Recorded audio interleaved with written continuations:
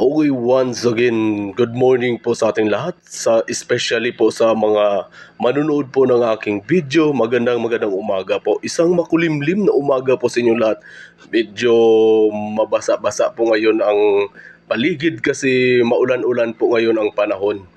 So, for this video po, magkakat po ako ng mga excess na sanga ng bamboo fence namin dito sa may likod na portion. So kinuha ko po dyan ng hagdan para may magamit po ako sa pagputol po ng mga matataas na sanga. Yung mga mahabang sanga po ay umaabot na po dyan sa aming bubong at saka yung mga dahon po ay bumabara na po sa water pipe. Yung butas na dinadaanan po ng tubig ulan. So naghasa rin ako dyan ng malaking gunting para matalas sa pagputol po ng mga sanga. So, para mabilis lang po tayo makaputol ng sanga. So, yung design po na ginawa ko po dyan is pabilog para maganda pong tingnan. So, from the fence po namin, mga 2 feet po yung itinira ko sa taas para makita talaga yung design ng bamboo. At dyan po makikita ninyo, parang nagra-round na siya kasi kinakakat ko po siya ng pabilog. Dinadahan-dahan ko lang po dyan. Nag-iingat po ako kasi basa po yung akyatan ng hagdan at baka po ako madulas. So, alam nyo ba na every month po, nagka-cutting po ako ng mga mahabang sanga. Ganun po kabilis yung paghaba po ng mga sanga ng bamboo. At saka kung minsan umaabot po ako hanggang 2 oras sa pagkakat lang po. At saka nanginginig na po dyan yung tuhod ko kasi masyado po dyang mataas. So yung height ko nga is 5'10" pero mataas pa rin yung kinakat ko. So kailangan kong maggamit ng hagdan para maabot ko doon sa taas. So ang estimated height po niya ng bamboo na kinakat ko is around 8 feet siguro. So masyadong mataas yung kudal namin. Yung taas niya is nasa 6 feet yung taas. So mataas pa po yung kawayan na pinaparound ko po, nasa 8 feet. So may 2 feet po tayo na iniwan para at least makita po sa taas na yung design ng kawayan. And then, makikita nyo dyan, no?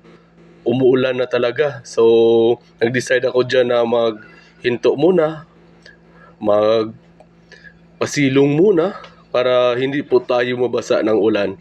And after dyan po tayo magpasilong, balik po naman tayo para tapusin yung ating ginagawa. So, kailangan natin ito tapusin para hindi pangit tingnan na yung kalahati natapos na cutting, pero yung kalahati is wala pa. So mga 24 meters po ang haba niyan papunta doon sa dulo. So mga around 11 or 12 kapuno po yung kakatingan natin. So sa isang puno po tumatagal po tayo ng ilang minuto sa pagcutting dyan. So mayroong isang puno dyan na masyadong madabong. So umaabot po tayo ng 25 minutes sa pag-cutting lang kasi yung fins po namin sa taas niyan is mayroong mga buti po na biak, yung mga buti, mga bubog po ng buti na malalaki na nilagay po sa taas para hindi po maakyatan ng mga magnanakaw. So kung mayroon man ng tao na papasok dyan, hindi nila po alam na mayroon pong mga boting nakalagay dyan na pwede nila ikasugat. So tingnan nyo, makita nyo talagang umuulan pero tuloy po ako sa aking ginagawa para at least mayroon po tayong matapos sa rest day po natin. So dyan po, Kino-continue ko po yung aking ginagawa para at least sa rest day natin, mayroon po tayong ma-accomplish. And after that, nung natapos ko yan, pumasok na po ako sa loob ng bahay at saka nanood na po ako ng favorite anime po na yung solo leveling po. At saka maganda yun. So, nirekomenda ko po sa inyo na kung mahilig po kayo sa anime, manood po kayo ng solo leveling. Kasi maganda pong anime series yun.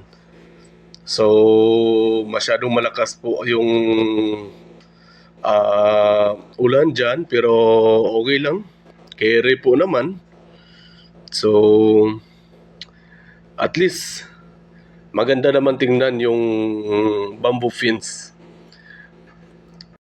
Enjoy watching my video. Please like and subscribe. Salamat!